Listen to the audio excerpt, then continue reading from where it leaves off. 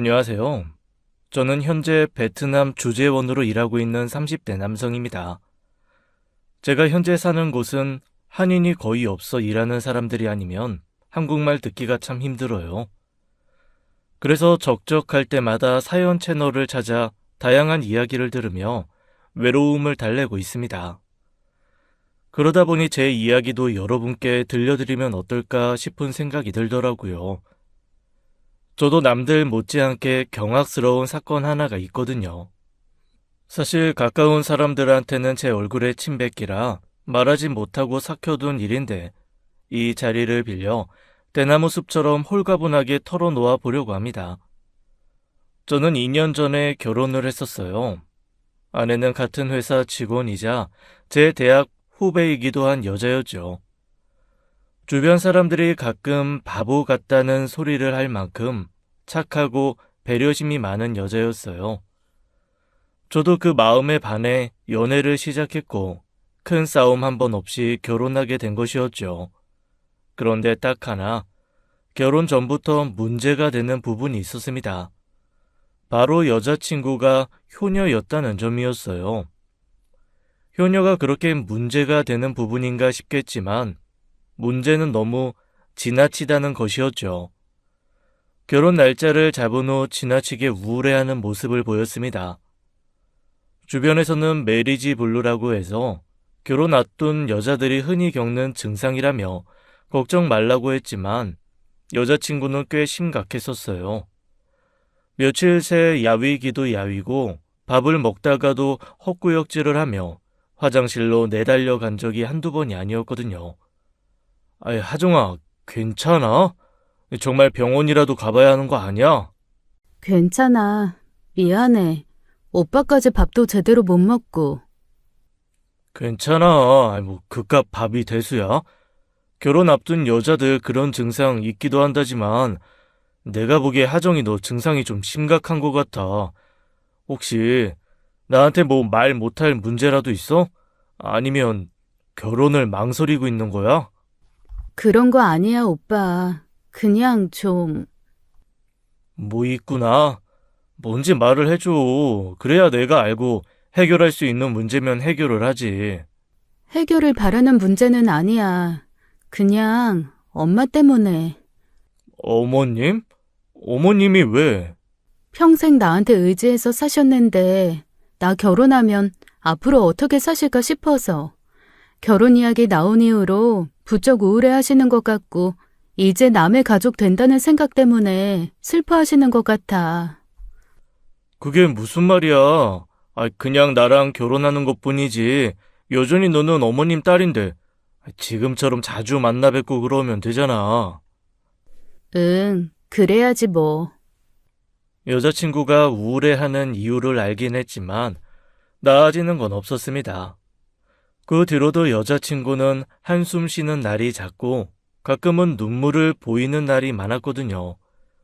여자친구를 잘 모르시는 분들은 이 정도 이야기만 들으면 유난이다, 왜 저럴까 하는 소리가 절로 나올 거예요. 그런데 사실 여자친구 집에도 사정이 있었습니다. 여자친구 아버님께서 여자친구가 초등학교 때 돌아가시며 어머니께서 두 남매를 힘들게 키우셨어요. 재혼 생각은 일절하지 않으시고 자식 제대로 키워보겠다는 일념으로 밤낮 없이 일만 하시다가 큰 병도 얻으셨고요. 암 수술 이후 다행히 완치 판정까지 받았지만 이후 몸이 크게 망가져 큰 고생을 하신 겁니다. 그래서 어머님을 생각하면 여자친구의 마음도 남달랐던 거예요. 여자친구 어머님께서는 당시 천안에 살고 계셨는데 여자친구는 거의 매주 천안에 내려가 어머님과 시간을 보내곤 했어요. 남동생이 함께 살고 있었는데도 말이에요. 어머니 생각하는 그 효심이 지극하고 어영부영 시간을 보내는 모습보다 보기 좋아 그때는 참 좋았습니다. 데이트야 일 끝난 후 평일에도 얼마든지 할 수 있고 가끔은 시간을 내서 여행도 다니고 했었으니까요. 그러니까 결혼 전까지는 그 지극한 효심이 문제가 될 일이 전혀 없었다는 거예요. 게다가 제가 그 모습을 더 좋게 본 건 본인 부모를 챙기듯 제 부모님께도 정말 잘했다는 겁니다. 오빠, 이번 주 주말에 어머님, 아버님 모시고 양평에 갔다 오는 건 어때? 개발 2팀의 진희 씨가 거기 진짜 기가 막히게 맛있는 코다리찜 파는 곳 있다더라고. 아버님 코다리찜 좋아하시잖아. 그래? 일단 아버지 어머니께 여쭤볼게. 근데 이번 주엔 어머님 집 안 가봐도 되겠어? 응, 엄마 친구들이랑 놀러 간대. 그리고 어머님, 아버님 안 뵌 지도 좀 됐잖아. 지난번에 나 보고 싶다고 하셨다면서. 그거 계속 마음에 걸렸어. 어머님께 드릴 것도 있고. 뭔데? 화장품. 지난번에 엄마 거 사면서 어머님 것도 같이 샀어. 뭘 우리 엄마까지 챙겨. 아이, 그러니까 우리 엄마가 벌써 며느리라고 생각하시지. 여자들은 결혼 전부터 그러는 거 부담스러워 한다는데, 가만 보면 하정이 너는 그런 거 없나 봐? 그만큼 가족처럼 생각해 주신다는 거잖아. 감사한 일이지. 여쭤보고 알려줘. 그렇게 만나면 저는 마치 없는 사람처럼 저희 부모님 곁에 딱 붙어서 잘 챙겼었어요. 연애한 지 6개월 만에 저희 부모님은 완전히 여자친구에게 마음을 빼앗겨서 여자친구와 결혼하지 못하면 저부터 호적에서 파버릴 거라는 농담 섞인 진담을 듣기도 했었죠. 참 고마운 일이었습니다. 제 부모님을 자기 부모님처럼 챙긴다는 게 쉬운 일이 아닐 텐데도 제가 미처 생각지 못한 부분까지 세심하게 챙기던 사람이었어요. 그러니 어머님 문제로 힘들어하는 여자친구 마음도 잘 헤아려 주고 싶었던 것이고요. 하지만 현실적으로 저희가 챙길 수 있는 건 주말마다 자주 찾아뵙고 연락 자주 드리는 게 최선이었죠. 그래서 그렇게 달래주려고 하는데 며칠 후 여자친구가 뜻밖의 부탁을 하는 겁니다. 오빠, 미안한데 나도 고민 많이 해봤거든. 우리 엄마 좀 모시고 살면 안 될까? 어? 아이, 어머님을? 그건 제 선택지에는 전혀 없던 것이라 저는 적잖이 당황했습니다. 저도 제 부모님 많이 사랑하지만 솔직히 결혼에 합가하겠다는 생각은 1%도 하고 있지 않았거든요. 그런 상황에 장모님을 모시고 산다니 그건 저희 부모님께서도 달가워하시진 않을 것 같았어요. 엄마 혼자 계실 것도 좀 염려되고 같이 살면 아이 낳을 때 엄마 도움도 쉽게 받을 수 있잖아. 그거야 그렇지만, 하정아, 그래도 같이 사는 문제는 별개로 생각해야 한다고 생각해. 지금까지도 따로 살았는데 새삼스럽게 결혼하는 게 뭐가 그렇게 문제가 되는지도 잘 모르겠어. 싱글로 혼자 사는 거랑 결혼해서 오빠랑 가족이 되는 문제는 좀 다르잖아. 그냥 마음이 그래. 엄마 혼자 두고 시집 가버리는 것 같아서 자꾸 마음이 불편해서. 나중에 어머님, 아버님 모셔야 할 때가 되면 그때 어머님, 아버님도 모실게. 어머님은 아버님도 계시지만 엄마는 혼자잖아. 아니, 저 승효도 있고. 오빠 승효 성격 알잖아. 걔가 언제 엄마 챙기는 거 봤어? 같이 살면서 엄마 생신도 안 챙기는 앤데 결혼하면 나 몰라라 할 거 빤하잖아. 일단은 생각 좀 해볼게. 하도 간곡히 이야기하기에 그 자리에서 바로 거절할 수가 없었습니다. 결혼은 연애와는 또 다르고 현실이라더니 그 말이 딱이더라고요. 좋은 건 좋은 것이었지만 현실적인 고민이 생기자 결혼 자체도 올스톱이 되었어요. 저는 고등학교를 졸업하자마자 자취를 시작해서 부모님과 한 집에 사는 것도 불편한 사람이었습니다. 사실 결혼 자체도 불편하면 어쩌나 고민이 있는 상황이었는데 장모님과 함께 살다니요. 대궐 같은 집에서 사는 것도 아니고 저희 신혼집이 24평 아파트 준비 중이었거든요. 그 집에서 장모님과 함께 살다 보면 옷 하나도 신경 써야 하고 행여 다툴 일이 있어도 장모님 눈치 살펴야 하니 그것도 싫었습니다. 사랑하는 여자친구를 위해서 뭐든 다 해줄 수 있다는 마음이었지만 그것만큼은 양보하기 어렵겠더라고요. 섣불리 수락했다가 나중에 장모님 때문에 문제라도 생기면 그때 나가시라고 하는 것도 힘든 일이잖아요. 그래서 결혼 준비를 중단하고 잠시 연락도 안 하고 있었는데 뜻밖에도 처남에게서 연락이 온 겁니다. 형, 누나한테 대충 이야기 들었어요. 누나가 우리 엄마 모시고 살자고 했다면서요. 아, 진짜. 우리 누나지만 왜 저러나 싶어요. 가끔 나도 엄마도 누나가 이해가 안 돼요. 누나가 그런 소리 하면 엄마가 말려야 하는 건데 둘이 똑같이 그러고 있으니까 나도 답답하지. 누나가 어머니 생각하는 마음이 또 지극하잖아. 이해는 해. 근데 이해랑 현실은 좀 별개라. 누나가 원래 저 정도는 아니었는데 엄마가 누나 고등학교 때 아팠잖아요. 아버지도 안 계신데 엄마까지 어떻게 될까 싶어. 누나가 그때 엄청 힘들어 했었어요. 그 뒤로 좀 둘 사이가 유별나진 것 같고, 미안해요. 내가 사과할게요. 내가 누나 결혼한다고 뭐 대단한 거 해줄 능력은 안 되고, 그 문제는 내가 해결할 테니까 걱정 말아요. 처남이? 어떻게 하긴 뭘 어떻게 하겠어요. 내가 평생 모시고 살 테니까 걱정하지 마셔라 달래야지. 누나는 내가 장가 가면 엄마 놓고 갈까 싶은 모양인데 제가 어떻게 그래요. 누나만큼은 아니어도 나도 엄마 아들이라 엄마 생각 안 할 수 없는데 전 엄마 모시고 살 거 아니면 결혼도 포기할 생각으로 살고 있어요. 처남이 나서서 그렇게까지 이야기해주니 어찌나 든든한 지원군을 얻은 것처럼 마음이 편했는지요. 그때 아내는 처남이 나서서 진심 어린 조언으로 설득해준 덕분에 장모님과 함께 살겠다는 마음을 접을 수 있었어요. 누나, 평생 혼자 살래? 세상에 어떤 남자가 자기 엄마랑 같이 살겠다는 여자랑 결혼하겠어. 누나가 애야? 초등학생이냐고. 엄마 없으면 아무것도 못해? 나중에 내가 결혼할 사람이 그런 소리 할까봐 무섭다. 말을 왜 그렇게 해? 나는 그냥 마음이 안 놓이니까. 엄마도 어른이야. 누나 없으면 뭐 못 살 것 같아? 누나는 성에 안 차겠지만 나도 같이 살면서 은근히 많이 챙기고 있다고. 매달 엄마한테 드리는 생활비는 또 얼만데? 누나 엄마 데리고 살면서 엄마 용돈 그만큼 줄 수 있어? 혼자 살면서 엄마 모시는 거랑 결혼해 남편이랑 살면서 엄마 모시는 게 얼마나 천지 차이인데. 누나는 엄마한테 정서적인 독립이 아직 안 된 것 같아. 그럴 거면 차라리 결혼하지 마. 매형 더 좋은 사람 만나라고 하고 헤어주는 게 낫지. 아내는 그제야 그건 아니다 싶었는지 저를 쳐다보더라고요.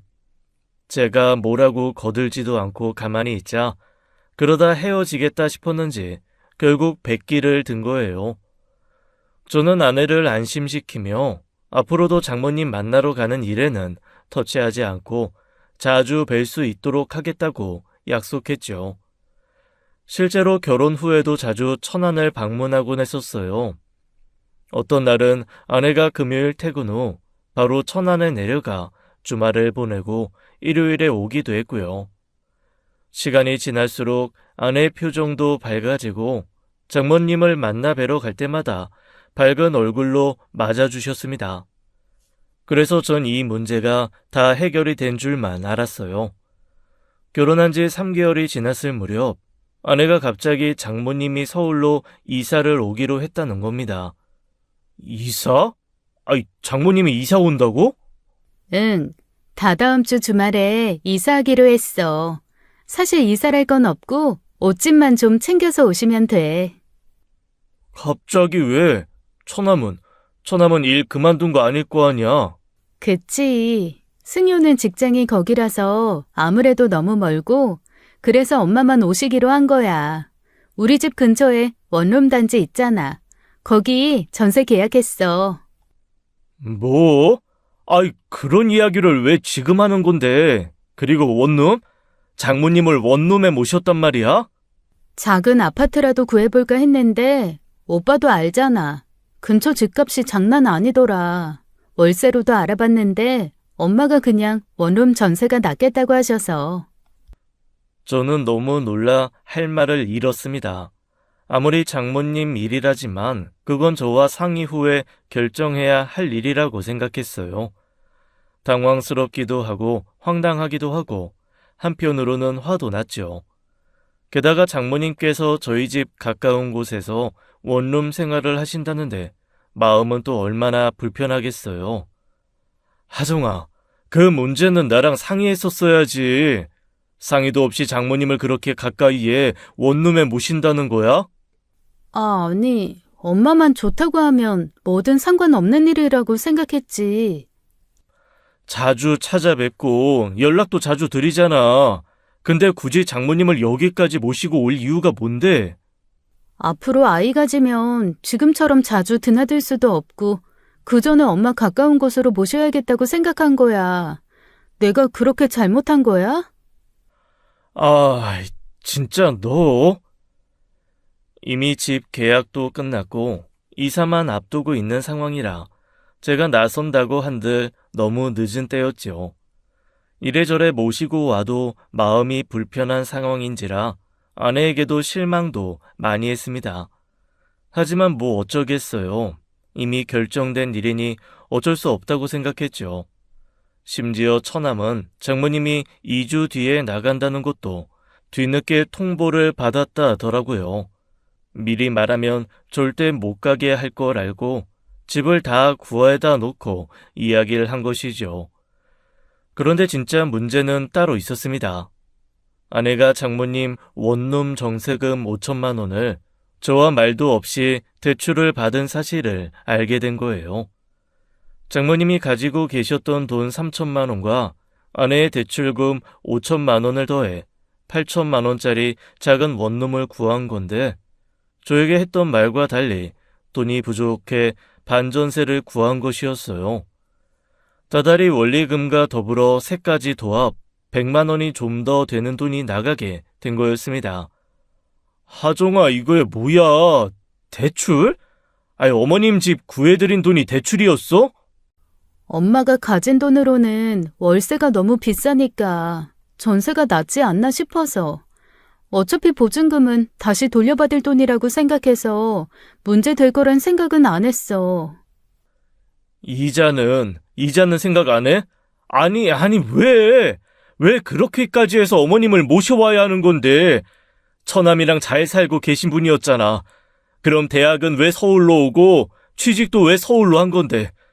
그렇게 어머님 곁을 떠나기 싫었으면 대학도 취직도 다 천안에서 했었어야지. 그리고 회사 생활하면서는 잘만 지내다가 대체 왜 결혼 이야기 나오면서부터 이러는 거냐고? 그래서 내가 엄마 모시는 문제는 양보했잖아.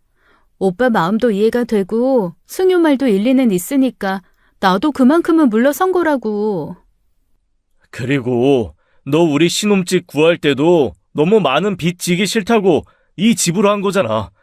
내가 너랑 나 같이 대출 받으면 더 큰 평수에 더 좋은 집 구할 수 있었는데도 아껴서 모아뒀다가 더 넓은 집으로 가자고 한 거 너였어. 근데 대출을 받아서 장모님 전세금을 댔다고? 지금 그걸 내가 이해해야 해? 하도 기가 막혀서 그렇게 따져 묻자 아내는 꿀먹은 벙어리처럼 아무 말도 하지 않았습니다. 고개를 푹 숙이고 앉아 애꿎은 손가락 거스러미만 뜯어내더라고요. 뭐라고 말 좀 해봐. 일치고 아무 말 안 하면 다야? 매달 100만 원? 이 집으로도 대출금이 나가는데 나 따로 당신 따로 대출금 내고 생활비 내면 어느 세월에 돈을 모아? 그 집 보증금은 다시 받을 돈이라고? 그럼 어머님은 언제까지 거기 계실 건데? 어차피 어머님 그 집 있는 상황이면 그 돈 빼서 쓸 수 없는 거잖아. 미안해. 긴 말 할 거 없어. 계약 취소해. 계약금이. 계약금 해봤자 몇백일 거 아니야. 그거 날리는 게 낫지 매달 100만 원씩 원리금 내겠다는 거야? 엄마는 이미 서울에 올 거 생각하고 지금 좋아하시는데 이제 와서 안 된다고 어떻게 말씀드려. 말씀드려야지. 네가 못하겠다면 내가 할 테니까 걱정하지 마. 오빠, 한 번만 좀 봐주면 안 돼? 우리 집에서 모시고 살겠다고 하는 것도 아니고 가까이에서 자주 들여다보고 싶다는 건데 그 정도도 이해 못 해줘? 미안한데 난 좀 이해하기 힘들어. 내 말 무슨 의미인지 알아들었을 거라고 생각할게. 정리되면 연락 줘. 오빠! 오빠! 저는 너무 화가 난 나머지 그 길로 집을 나와버렸습니다. 부모님 댁으로 가면 걱정하실까 싶어 근처 모텔에서 혼자 밤을 지새운 뒤 아무래도 업무는 힘들 것 같아 전날 급하게 연차 놓섰어요. 전 그제야 아내의 효심이 도를 지나쳐도 한참 지나쳤다는 사실을 알았어요. 아내의 마음, 취지 모두 이해하지만 당시 저희 상황에 매달 그 돈을 내는 건 말도 안 되는 일이었죠. 그쯤 되니 애초에 이렇게 될 거 알고 합가할 생각으로 벌인 짓인가 싶은 생각도 들어 괘씸하기도 했습니다. 이튿날 오후쯤 집에 가보니 아내도 연차를 썼는지 집에 있더라고요. 못 본 채 하고 씻고 나서 여행 가방에 짐부터 쌌죠. 뭐해? 생각 정리되면 연락하라고 했잖아. 그래서 지금 집 나가겠다는 거야? 오빠, 이렇게까지 할 일 아니잖아. 난 하정이 네가 그렇게 중요한 일을 나랑 상의도 없이 제멋대로 결정할 수 있는 사람인 줄 몰랐어. 어차피 말해봤자 허락하지 않을 거 알고 그런 거지. 오빠가 허락할 것 같았으면 미리 말을 했을 거야. 그게 문제야. 허락하지 않을 일이라는 걸 알았으면서도 그렇게 막무가내로 일부터 치고 나 몰라라 하는 거. 앞으로 살아가면서 얼마나 많은 선택을 하면서 살아가겠어. 그런데 그런 문제로 매번 이런 식으로 해결하라고 한다면 난 못 살아, 하정아. 못 산다니? 그게 무슨 말이야? 지금 이혼이라도 하자는 거야? 해결이 되지 않으면 그렇게라도 해야지. 오빠! 잘 생각해보고 연락 줘. 제가 그때 그렇게 강하게 나간 건 진심이었습니다. 10년을 연애를 해도 1년 만에 이혼으로 가는 길이 결혼이라더니 그 말이 맞더라고요. 모든 아내에게 맞춰주고 모든 머리를 맞대고 해결점을 찾을 수 있을 줄 알았는데 그게 아니었어요. 물론 건강상의 이유로 혼자 사실 수 없다거나 처남이 장모님을 모실 수 없는 상황이었으면 말이 달랐을 겁니다. 그런데 이건 부부간의 신뢰 문제잖아요. 말해봤자 안 될 것 같으니 덜컥 사고부터 치고 이제 와서 어쩔 거냐는 식인데 아내와의 미래가 보이더라고요. 그렇게 며칠을 친구 집에서 보내며 회사 생활을 했습니다. 부서가 다르긴 했지만 회사에서 아내를 몇 번 마주치기도 했는데 그때마다 모른 채 했어요. 다행히 회사에서는 공과사를 구분한다고 생각해 별 문제 없었지만 제가 계속 져주길 바라는 아내 때문에 골치가 아팠습니다. 그런데 장모님께서 직접 연락을 하신 거예요. 할 말이 있으니 꼭 좀 와달라는 말에 일주일 만에 집으로 들어갔는데 장모님께서 절 보자마자 우시는 겁니다. 신서방, 내가 미안하네.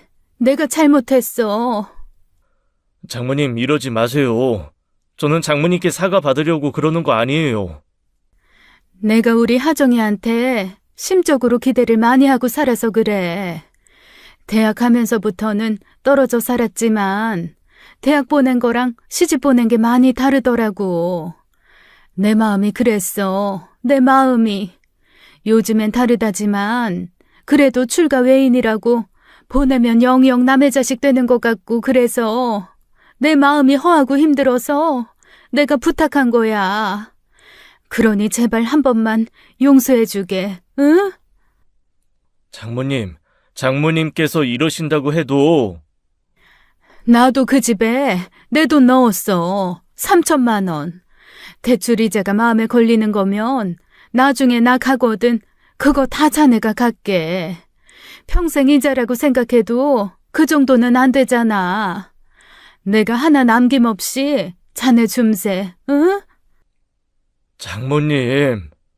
오빠, 엄마가 이렇게까지 하는데 끝까지 매정하게 그래야겠어? 내가 말 안 하고 그런 건 잘못했어. 다시는 안 그럴게. 근데 내가 오죽했으면 그랬겠냐고. 나 시집 간 뒤로 갈 때마다 우는 엄마가 너무 마음에 쓰여서 그랬어. 그렇게 장모님이 신경이 쓰였으면 결혼하지 말고 평생 장모님이랑 살지 왜 결혼했냐는 말이 목구멍까지 나왔습니다. 장모님 앞이라 간신히 억누르고 흔들리지 않은 제 생각을 말씀드렸죠. 제가 너무하다고 생각하실 수도 있지만 장모님, 지금 장모님께서 굳이 빚까지 내서 서울에서 지낼 이유는 모르겠습니다. 처남이 장모님 모시겠다고 했고 처남이랑 충분히 함께 지내실 수도 있잖아요. 그렇게 하정이를 품에 넘고 살고 싶으신 거면 그렇게 하세요. 제가 그냥 하정이 보내드릴게요. 오빠! 자네 정말 그렇게까지 해야겠어? 내가 이렇게 부탁하는데도? 아무리 생각해도 아닌 건 아닌 겁니다. 100번 양보해서 형편이나 좋았으면 어쩔 수 없는 일이라고 생각했을지 모르겠지만 저희 신혼집에도 안 낸 빚 5천을 받아서 그것도 장모님 원룸에 모시는 거 아무리 생각해도 그건 아닌 것 같아요. 두 사람이 너무 욕심이 크다고 생각합니다. 이만 가볼게요. 하정아, 나 올해는 못 기다려. 3일 내로 연락 줘. 오빠! 오빠! 하지만 아내는 3일 내로 제대로 된 대답을 해주지 않았습니다. 그래서 아내 앞으로 이혼 서류를 작성해 집으로 보냈죠. 제가 장모님과 연을 끊으라고 한 것도 아니고 적당히 좀 찾아가라고 한 것도 아니잖아요. 그런 식으로 이혼까지 하고 싶었던 건 아니지만 저도 할 만큼 했다는 생각이 들더라고요. 그게 결혼 3개월 만에 일어난 일이었어요. 이혼 서류를 보내놓고는 부모님께도 그 사실을 알렸습니다. 어머님께서는 놀라 말을 못하시고 아버지께서는 저를 나무라시더라고요. 아무리 그래도 그렇지 이 녀석아. 이혼이 무슨 장난이야? 결혼이 니들 소꿉장난도 아니고 그런 일로 이혼을 한다는 게 말이 돼? 아버지, 제가 오죽했으면 결혼했겠어요. 장모님 걱정에 매주 1,000원 내려가는 것도 이해했는데 그 돈 모자라 빚까지 내서 근처에 모시는 걸 저랑 상의도 없이 그랬다니까요. 하정이가 오죽했으면 그렇겠어? 너도 알잖아. 안사동이랑 하정이가 각별한 거. 그 마음 좀 이해해주면 어디가 덧나? 이 사내 자식이 쪼잔하기는. 아니 여보, 그건 아니죠. 부부간의 상의가 필요한 일은 제대로 상의를 해야지. 그렇게 말도 없이 제멋대로 구는 사람을 어떻게 신뢰를 해요? 나도 하정이 참 예뻐하고 며느리로서 너무 좋지만 아닌 건 아닌 것 같아요. 그렇다고 지금 이혼하게 두란 말이야? 그건 아니지만 내가 생각해도 애들 신혼집 근처에 원룸 얻어 사는 건 좀 그렇지. 천안이 뭐 해남 땅끝 마을도 아닌데 정 마음이 쓰이면 바쁘게 오고 가면 될 일을 무슨 빚까지 내서. 아유, 난 아니라고 봐요. 그래도 이혼은 아니야. 너 결혼한 지 얼마나 됐다고? 3달이야, 3달. 혼인신고에 잉크도 안 말랐겠다. 저도 굳이 이혼까지 끌고 갈 생각은 아니었는데 하정이가 도저히 안 줘요. 여기서 제가 어영부영 넘어가주면 앞으로도 제 멋대로 할 게 뻔하다고요. 결혼 전에도 사부인이랑 같이 살고 싶다고 하더니 하정이 그게 어쩌면 집으로 사부인 불러들이고 싶어서 그런 거 아닌가 싶어요. 설마 하정이가 그랬을라고? 말이 가까이 사는 거지. 하정이가 그 좁은 원룸에서 지내겠어요? 매번 사부인 집으로 보내 같이 살다가 사부인은 잘 때만 집으로 돌아가겠지. 그렇게 하루 이틀 하다 보면 결국 들어와서 합가하는 거 그거 일도 아니에요. 대릴사위도 아니고 솔직히 도움 준 거 하나 없이 내 아들이 장모까지 모시고 살아야 하는 거면 난 이혼하라고 하겠어요. 이 사람이 정말 당신까지 그러면 어떡해? 아버지께서는 이혼은 용납 못하신다며 어떻게든 말로 해결해 보라고 하셨습니다. 결국 무거운 마음으로 친구 집으로 돌아와야 했죠. 어머니께서는 집으로 들어와 지내라고 하는데 부모님 눈치보단 친구 눈칫밥 먹는 게 낫겠더라고요. 아버지께서 저만 보면 혀를 끌끌 차셨으니까요. 그런데 생각지도 못한 복병이 있었던 거예요. 회사에서 아내가 갑자기 할 말이 있다고 빈 회의실로 부른 겁니다. 무슨 일인데? 보는 눈 많아. 이거 보라고. 아내가 제게 건넨 건 두 줄이 선명한 임신 테스트기였어요. 맞아요. 아내가 아이를 가진 겁니다. 하필 그 타이밍이에요. 이게 사실이야? 일단은 맞는 것 같아. 내일 연차 내고 병원에 가보려고. 할 말이 없더라고요. 그런 걸 원한 게 아니었습니다. 우리 사이에 태어난 첫 번째 아이, 그 순간 세상을 가진 사람처럼 마음껏 기뻐하고 행복해야 하잖아요. 그런데 너무 곤혹스러운 마음이 먼저 드는 거예요. 아이에게도 너무 미안했고 심적으로도 너무 혼란스러웠어요. 일단 아내와 함께 연차를 내고 병원에 갔고 저희는 임신 사실을 확인했습니다. 아내를 집으로 데려다 주는데 아내가 그러더라고요. 미안해. 정말 미안해. 내가 많이 부족하고 오빠 당황스럽게 한 거 알아. 근데 나 이혼은 절대 못하겠어. 오빠랑 어떻게 이혼해? 게다가 우리 아이까지 생겼는데. 일단 나중에 이야기하자. 오빠, 한 번만 봐주라. 내가 평생 속죄하는 마음으로 살게. 내가 오빠 원하는 거, 시키는 거 다 할게. 이번 한 번만 좀 용서해줘. 하정아. 그래, 우리 아이 가졌잖아. 너 언제까지 일할 거야? 너 건강하게 막달까지 일하다가 애 낳자마자 복직할 자신 있어? 어? 그렇게 할게. 내가 최대한. 그게 네 마음대로 되는 거 아니잖아. 임신 도중에 무슨 일이 생길 줄 알고. 사람은 어떤 선택을 할 때 다양한 경우의 수, 변수까지도 생각해서 고려한 뒤에 선택해야 하는 거야. 너 장모님 집 계약할 때는 나도 벌고 너도 버니까 그값 100만 원쯤 욕심 덜 내고 살면 낼만하다 했겠지. 근데 이런 상황은 고려해봤어? 임신에 일 그만두고 돌아가기 힘든 상황이 되면 그때 그 100만 원은 어디서 채울래? 내 월급에서? 아이도 태어나는데 서울에서 그렇게 하루살이처럼 살면서 평생 이 집 저 집 전세, 월세나 전전하면서 우리 애 키울래? 답답한 마음에 쏟아낸 말에 아내는 아무 말도 하지 못했습니다. 그게 현실이었으니까요. 아내는 눈물만 뚝뚝 흘리고 앉아 있었고 저는 집에 도착할 때까지 더 이야기하지도 않았어요. 아내한테는 그렇게 단호하게 말했지만 아이가 생기자 저도 마음이 너무 흔들리더라고요. 아무것도 모르고 저희 부부한테 찾아온 그 아이는 무슨 죄인가 싶어서요. 상황이 저 하나만 참고 이해하면 되는 상황이 되자 더 괴로웠던 것 같아요. 장모님은 이미 원룸 생활을 시작한 것 같더라고요. 그것도 처남이 와서야 알았습니다. 두 여자 때문에 많이 힘들죠? 뭐 처남도 난처하긴 마찬가지겠지. 한잔해.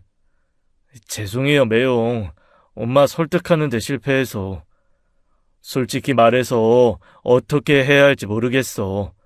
단순히 돈 문제만은 아니야. 알죠. 저도 이해 못해요. 제 아내가 저랑 상의도 없이 그런 일 벌였다고 하면. 그래서 말인데요. 잠시만요. 그때 처남은 갑자기 핸드폰을 만졌습니다.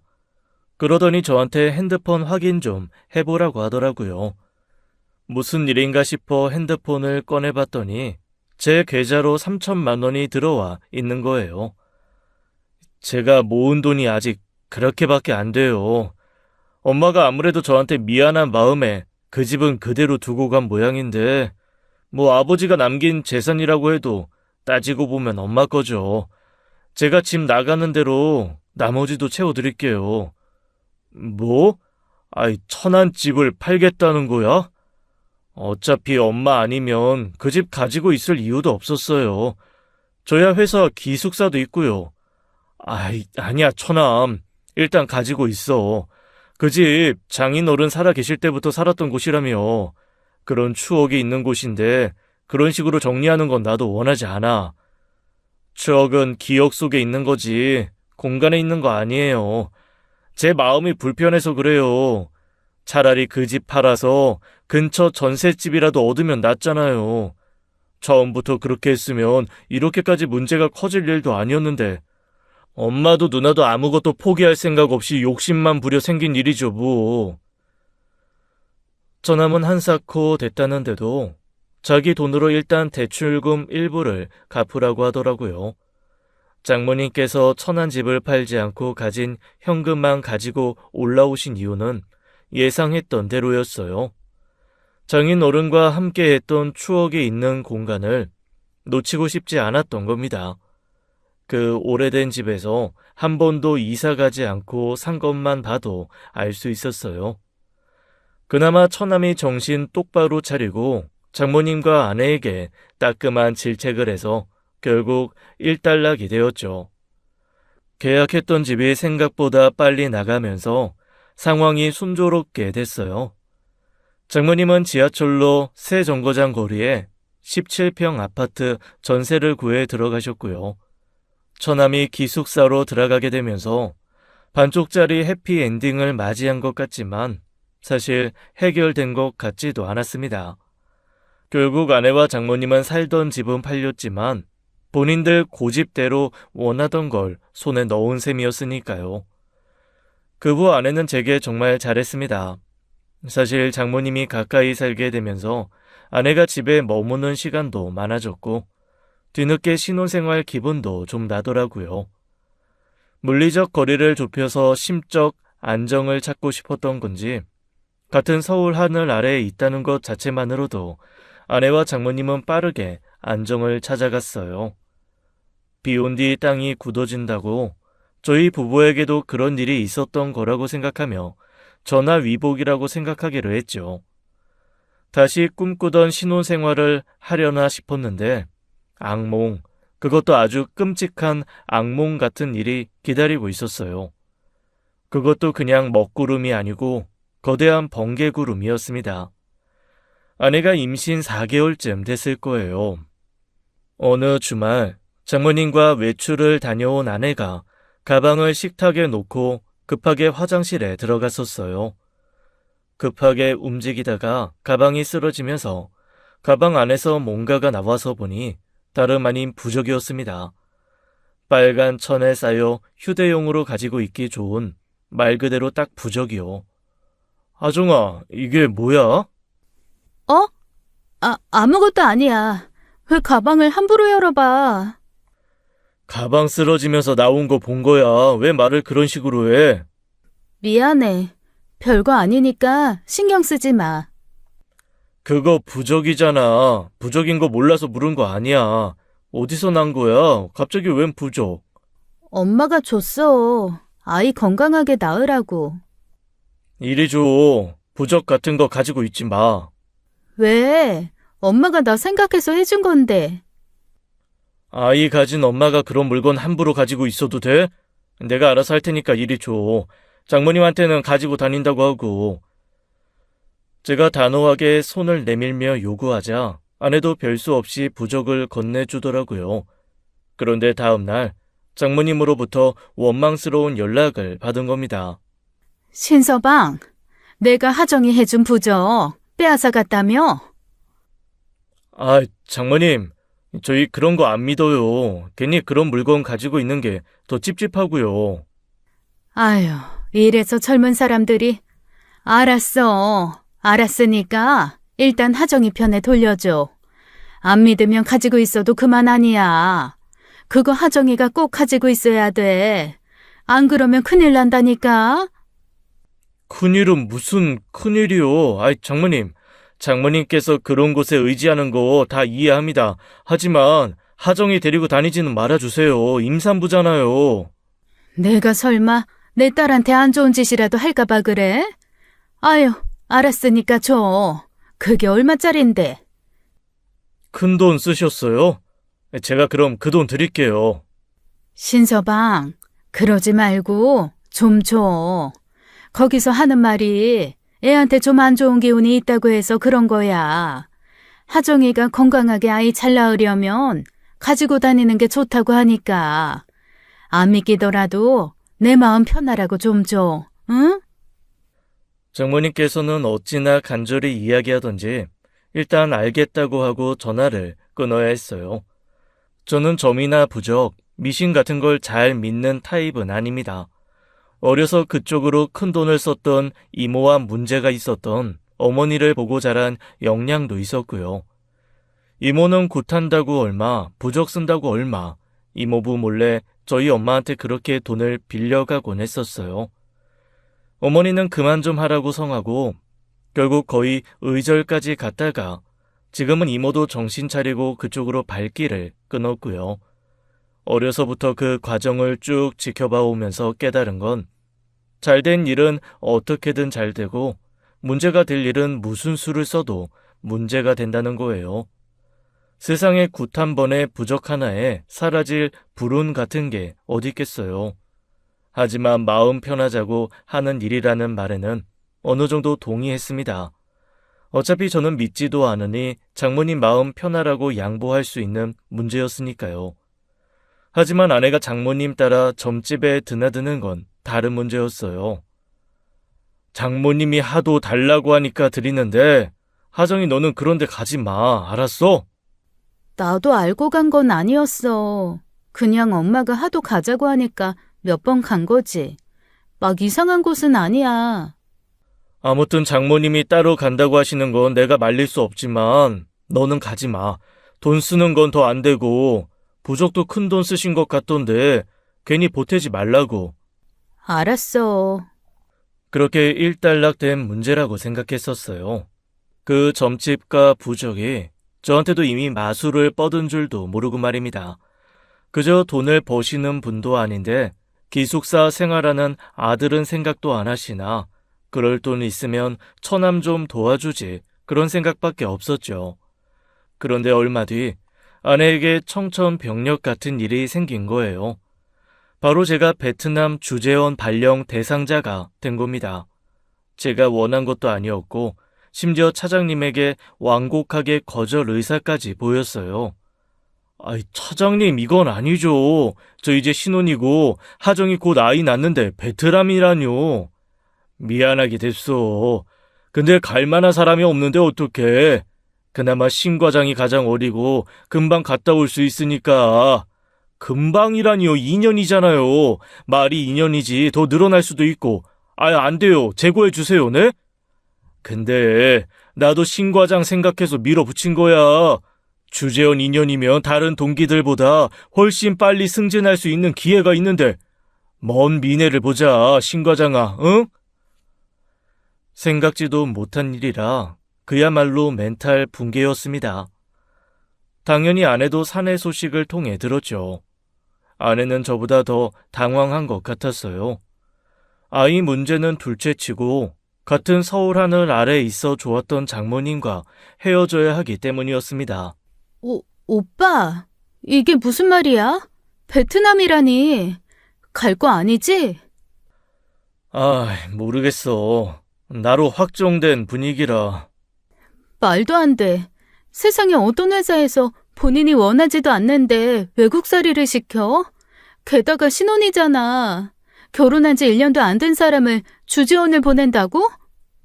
근데 하정이 너도 잘 알잖아. 이번에 나갔다 오면 다음에 인사고과에 반영되는 거.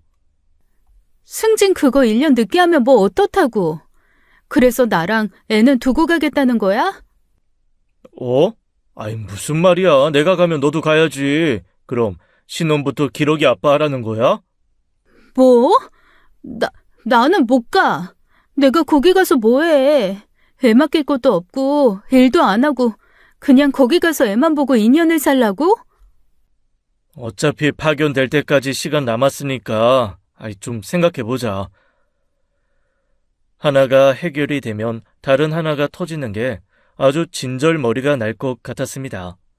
안 간다고 버티자면 안 갈 수도 있긴 했었어요. 하지만 회사 생활이라는 게 그렇게 쉬운 문제는 아니잖아요. 제가 싫다고 해서 안 한다는 건 회사가 저를 더는 신뢰하지 않고 중책을 맡기지 않는다는 것과 같았어요. 저는 나름 일 욕심도 있었고 대출금에 앞으로 태어날 아이를 위해 더 빨리 승진이 필요했고요.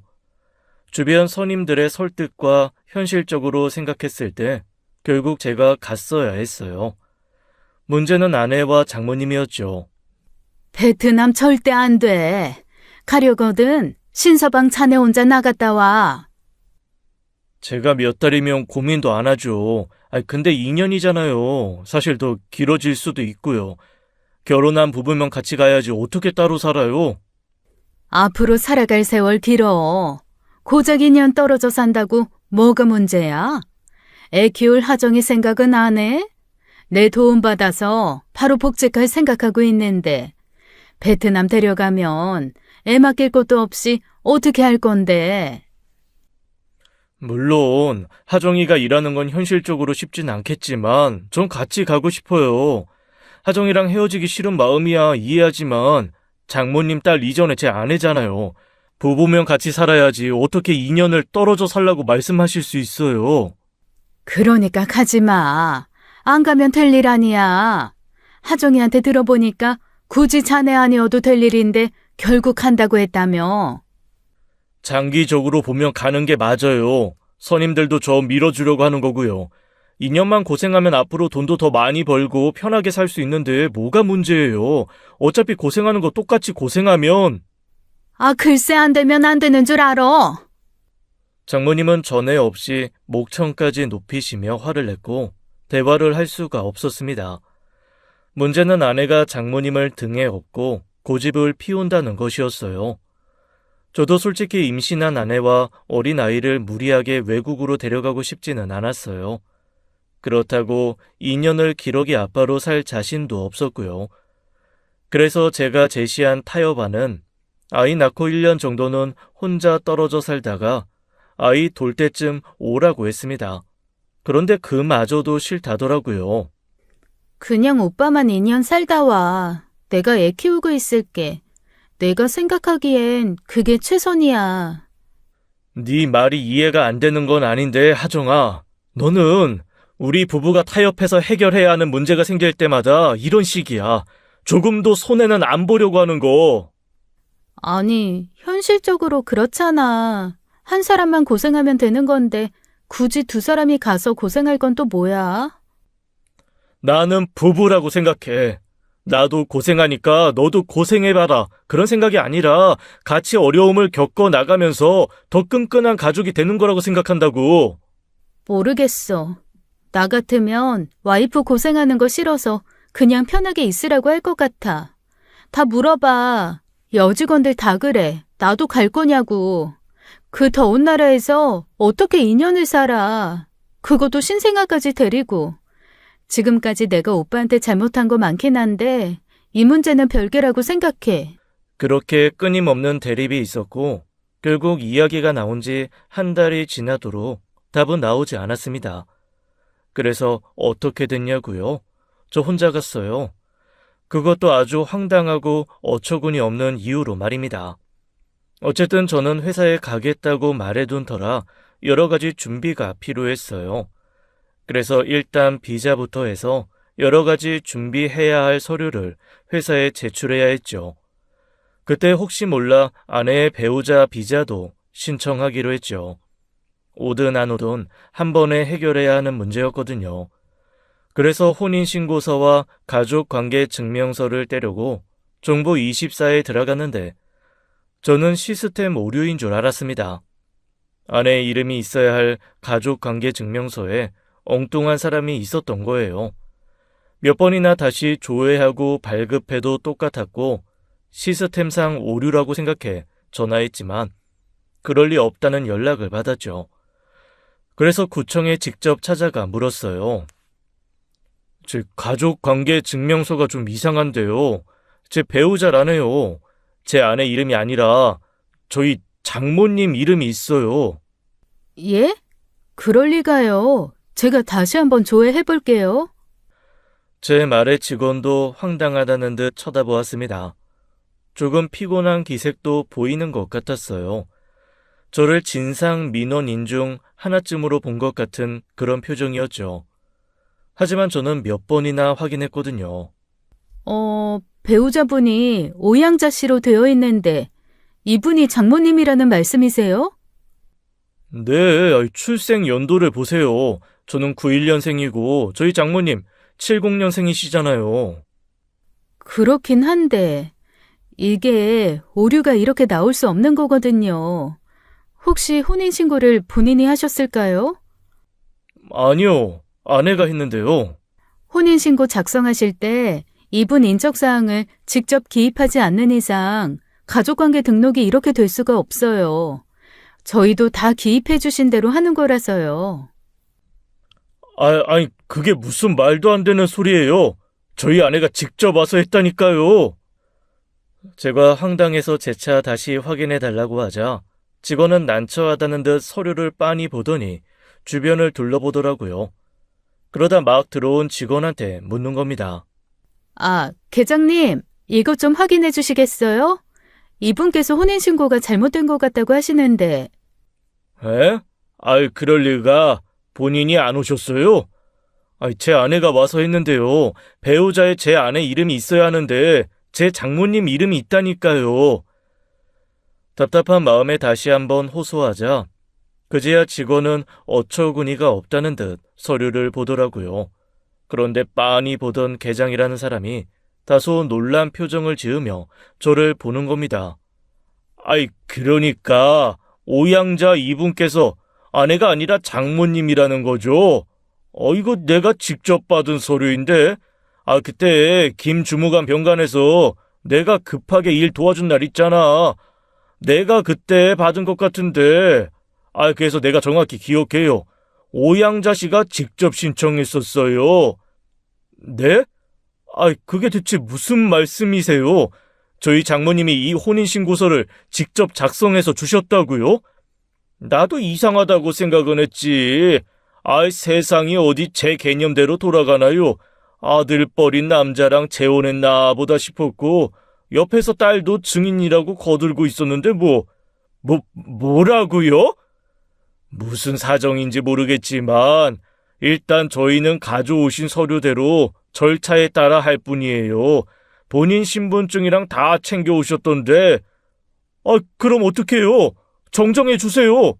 이런 경우는 저희가 정정해 드릴 수가 없어요. 혼인 무효 소송을 하시거나 이혼하시는 수밖에요. 네? 정말 기가 막힌 일이었어요. 세상에 아내에게 맡긴 혼인신고에 이런 문제가 생길 줄 누가 알았겠어요. 부부가 같이 혼인신고를 하러 가면 좋았겠지만 그때 제가 중요한 프로젝트가 있어 함께하지 못했습니다.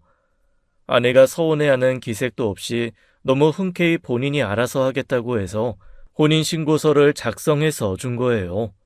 아내 공란만 채워서 제출하라고요. 세상에 어떤 남자가 설마 다른 여자랑 혼인신고를 할 거라고 생각해 일일이 다 확인하겠습니까? 저는 그 길로 바로 아내에게 연락했어요. 하정아, 나 지금 구청이거든? 가족관계 증명서에 문제가 있던데 알고 있어? 무슨 문제? 아내는 영문을 모르겠다는 듯 받았다가 뭔가 생각난 것 같았습니다. 그러면서 저한테 왜 구청에 가느냐고 되려 따지더라고요. 갑자기 가족관계 증명서는 왜 필요했던 건데? 지금 그게 중요해? 대체 어떻게 된 일이냐고? 지금 무슨 문제가 생긴 줄 알아? 나 장모님이랑 법적 부부로 되어 있어. 이게 바로 정정이 안 된다는데 뭔데? 정정이 안 된다고? 실수했다고 하면 바꿀 수 있어. 안 된다고. 소송하든지 이혼하든지 하라고 했다니까. 대체 어떻게 된 거냐고? 뭐? 소송? 이혼? 아닌데. 그럴 리가 없는데. 잠깐만. 내가 다시 연락할게. 당황한 아내는 갑자기 전화를 끊더니 오후 내내 연락이 없었습니다. 급하게 회사로 가자 아내가 급하게 반차를 내고 집에 일이 있다고 갔다는 거예요. 말로는 어머님께 문제가 생겼다는데 저는 금시초문이었죠. 그 뒤로 연락도 안 되고 퇴근하자마자 집에 갔더니 아내가 벌겋게 부은 눈으로 기다리고 있는 겁니다. 그리고는 제가 들어오자마자 다짜고짜 무릎을 꿇고 앉아 비는 거예요. 뭐야, 왜 그래? 오빠, 미안해. 내가 금방 되돌려 놓으려고 했던 건데 나는 그게 문제가 될 줄 몰랐어. 대체 무슨 소린데? 혼인신고 실수로 나올 수 있는 일이 아닌데 설마 일부러 장모님 이름으로 했다는 거야? 그 손녀님이 딱 1년만 그렇게 하면 엄마가 병도 없이 오래 살 거라고 했단 말이야. 뭐? 선녀님? 너 지금 무슨 말 하는 거야? 선녀님은 뭐고 혼인신고랑 장모님 무병장수는 또 무슨 상관인데? 오빠 미안해. 나도 정말 이렇게 될 줄 몰랐어. 아내가 울면서 두서없이 쏟아낸 말은 차마 그냥 듣고 앉아있을 수가 없는 경악스러운 내용이었어요. 결혼을 앞두고 아내는 장모님과 함께 장모님이 오래 알고 지내던 그 선녀님을 만나러 갔답니다. 투병 생활을 할 때 지인을 통해 알게 된 사람인데 알게 모르게 의지를 많이 했었던 사람이었나 봐요. 그런데 그 선녀란 사람이 장모님께 앞으로 한 고비가 남았는데 그 고비를 넘기려면 젊은 남자의 기가 필요하다고 했대요. 연애를 해서 옆에 끼고 살면 더없이 좋겠지만 현실적으로 그게 불가능하니 법적으로만 엮어놔도 괜찮다면서 제안해준 방법이 그거였답니다. 아내 대신 혼인신고해서 제 아내로 들어가 있으면 된다고요. 길면 길수록 좋지만 1년만 있어도 효과가 있을 거라고요. 후에 취소하면 되는 거니 문제가 안 될 거라고 가볍게 이야기했다는 거예요. 하나부터 열까지 기가 막혀 말도 안 나오는 내용이었어요. 그 선녀란 사람이 했다는 이야기도 황당한데 그걸 고지곧대로 따랐다는 것도 어이가 없고 무엇보다 내 아내란 사람이 그렇게 무식하고 한심한 사람인 줄 몰랐기에 기가 막혔습니다. 너 지금 그걸 말이라고 해? 너 어디 부족해? 덜 떨어졌어? 어떻게 그런 말을 믿고 장모님이랑 나를 혼인신고를 해? 미안해, 오빠. 난 정말 엄마가 떠나버릴까봐, 아빠처럼 갑자기 떠날까봐 너무 무서워서 그랬어. 그렇게 하지 않으면 크게 잘못될 거라고 겁을 줬단 말이야. 제발 한 번만 봐줘. 내가 어떻게든 해결해 볼게. 구청에 가서 내가 사정해서라도. 너 사정한다고 이게 그렇게 쉽게 바뀔 수 있는 문제 같아? 왜? 이혼도 구청 가서 해달라고 그러지? 아내는 울면서 사정했습니다. 배가 불러 불편한 자세로 엉거주춤하게 무릎 꿇고서 싹싹 비는데 화가 너무 많이 나더라고요. 결국 저는 그 자리를 박차고 나와버렸어요. 그날 술을 얼마나 마셨는지 모릅니다. 거의 뜬 눈으로 밤을 지새우고 차장님께 대충 사정을 이야기한 뒤 바로 변호사를 만나러 갔지요. 그렇게 주재원 준비와 소송을 동시에 하게 된 거였어요. 변호사가 하라는 대로 민형사 소송을 모두 했죠. 아내와 장모님이 차례로 연락해 울면서 제발 한 번만 봐달라고 하더라고요. 그놈의 제발에 몇 번을 넘어가줬습니까? 도저히 회사 다니기 힘들어 차장님께만 모든 일을 털어놓았고 회사의 배려로 출국 전까지 시간을 좀 당길 수 있었어요. 모든 소송을 대리인을 통해 마무리 짓기로 하고 집부터 정리했습니다. 오빠, 나랑 이야기 좀 해. 이렇게 정리할 거 아니잖아, 오빠. 짐 빼. 너랑은 서류 정리할 것도 없으니 짐만 빼면 돼. 우리 애는? 우리한테 애가 있잖아. 오빠, 냉정하게 생각해봐. 우리 애 태어나기도 전에 이혼한 엄마 밑에서 자라게 할 거야? 오빠 그렇게 냉정하고 모진 사람이었어? 누가 냉정하고 모진 사람인지 모르겠네. 법정 양육비는 책정되는 대로 보내줄게. 근데 하정아, 그 애가 내 아이라는 증명부터 해야 할 거야. 혼인관계 중에 태어난 애면 묻지도 따지지도 않고 법이 내 아이라고 증명해주겠지만 우리 법적 부부도 아니었잖아. 오빠. 아내는 자기 욕심에 놓친 게 너무 많았던 거예요. 자기가 낳은 아이가 법적 아버지가 없이 한부모 가정으로 자라야 할 거란 계산은 못했던 것이죠. 저는 아내의 요구에 순순히 응해줄 생각이 없었습니다. 그래서 빠르게 베트남으로 출국해버린 거예요. 다행히 장모님과의 혼인은 무효가 됐고 아내는 벌금형을 받았죠. 저는 곧 조만간 한국으로 돌아갈 예정이에요. 그러면 전처가 본격적으로 아이 문제를 걸고 넘어지겠죠. 아이에 대한 욕심도 애정도 없습니다. 두 사람한테 질려버려서 아이에 대한 미련도 한순간에 사라지더라고요. 아직 문제가 100% 해결된 건 아니지만 더는 어리석게 그 모녀에게 휘둘리지 않을 생각이에요. 진짜 냉정하고 모진 게 뭔지 보여줄 생각입니다. 훗날 기회가 생긴다면 어떻게 다시 한번 소식 전해드릴 수 있도록 할게요.